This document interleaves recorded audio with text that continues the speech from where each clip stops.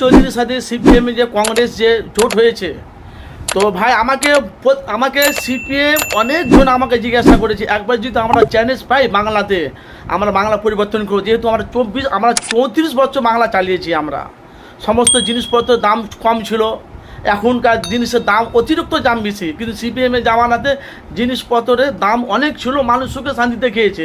অথচ আমাকে অনেক মানুষ জিজ্ঞাসা করছে ওটা সিপিএমের জামানাতে, যেহেতু 34 বছর চালিয়েছে, 1-2 বছর নয়। দেখুন, আমি আপনাকে প্রতি পদক্ষেপে প্রতি স্টেজে বলি, সিপিএম একটা শৃঙ্খলা পরায়ণ দল।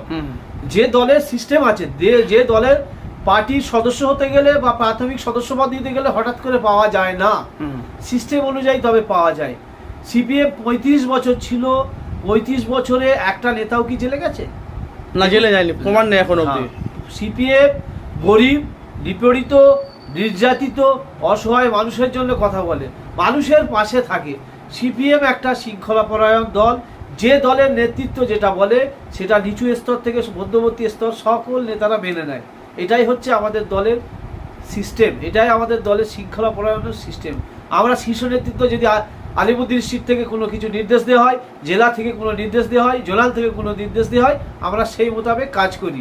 এটাই আমরা সিস্টেম মনে করি, এটাই হচ্ছে আমাদের দলের এখনো অবস্থান। এই জন্য সিপিএমের মতো দল এখনো রাজ্যে যতই বলুক বামেরা শুনলো, কিন্তু ভালো স্থান করে ভালো পজিশনে আছে।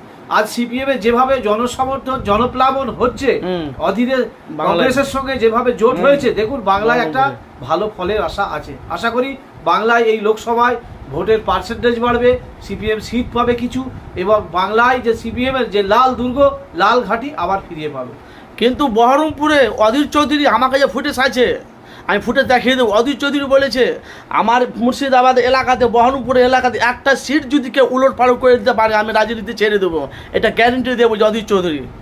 যেহেতু এলাকার ভালোভাবে খেলাটা হবে, যেহেতু সিপিএমের সাথে কংগ্রেস জোট হয়েছে, কতটা সিট পাওয়ার আমার চ্যালেঞ্জ আছে আপনাদের।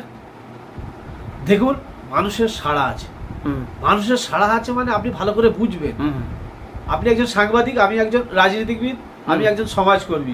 সমাজকর্মী হিসাবে আপনি আমার নাম ডাক জানেন, সারা পশ্চিমবঙ্গ ব্যাপী আমার সমাজকর্মী। আপনি তো মানুষের সেবা করেন, জানি আমি।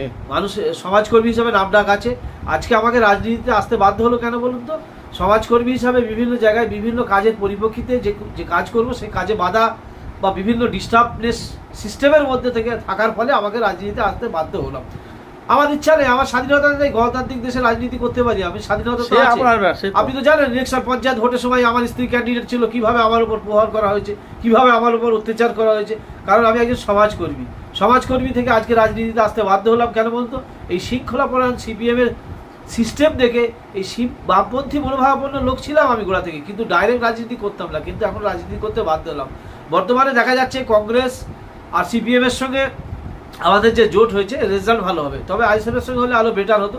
যাক, এটা শীর্ষ নেতৃত্বের ব্যাপার, তো এখানে আমার মন্তব্য করা উচিত নয়।